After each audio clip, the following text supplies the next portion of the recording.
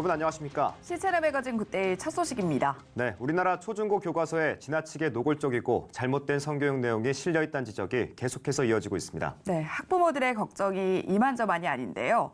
정부의 젠더 정책이 사회 윤리와 질서를 어지럽히진 않을지 우려가 큽니다. 조홍영 기자입니다.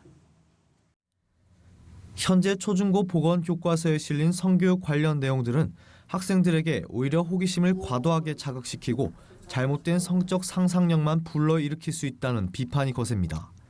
자신의 성을 깨끗하게 보호하고 성에 대한 책임감과 자기 절제, 도덕적 가치를 가르치기 위해 진행돼야 할 성교육.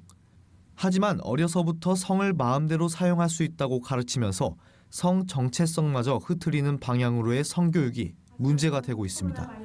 박영라 우리 아이 지킴이 학부모연대 실행위원은 현재 초등 보건 교과서에 아빠가 되기 위해 준비해야 할 것이 발기라고 적혀 있고 여자 성기 그림도 그대로 노출돼 있는 등 아이들이 쉽게 오해할 수 있고 적절치 못한 내용이 그대로 수록돼 있다고 지적합니다.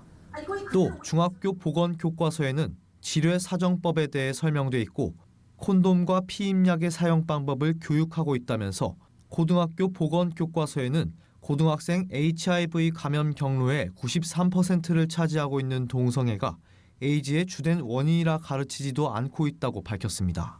이렇게 잘못된 성교육을 받고 있기 때문에 호기심이나 충동으로 장난삼아 경험해본 성접촉이 성폭력으로 이어질 수도 있다는 것을 저희는 분명히 알아야 할 것입니다. 또한 자유행위의 반복으로 접하게 되는 음란물은 우리 아이들을 성중독자로 만들 수도 있습니다.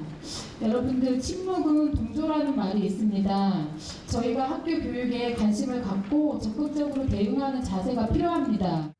성을 남과 여로 구분짓는 대신 다양한 성의 존재를 인정하라고 주장하는 젠더 이데올로기와 그에 대한 정책이 자라나는 세대에게 영향을 끼치고 있습니다.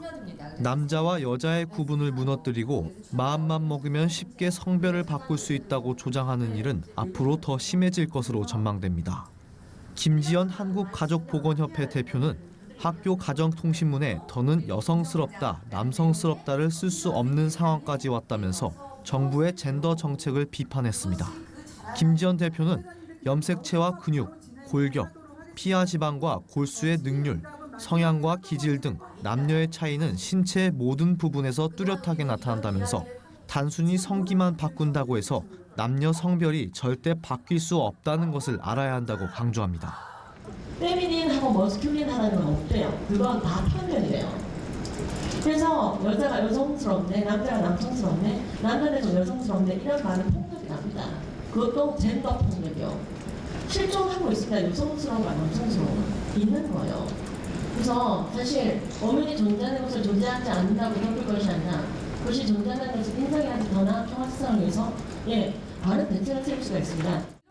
급진 페미니즘적 이론과 젠더 이데올로기에 편향된 정책에 반발해 바른인권여성연합 등 시민단체들은 바른 인권과 바른 성교육을 세우기 위해 뜻을 모으고 있습니다. 바른인권여성연합은 이번 포럼에서 자유롭고 존엄한 여성의 삶을 저해하는 사회 문제들에 대해 목소리를 내 조화로운 양성평등 사회를 만들어가는 데 일조하겠다고 밝혔습니다. CCTV 뉴스 조홍현입니다.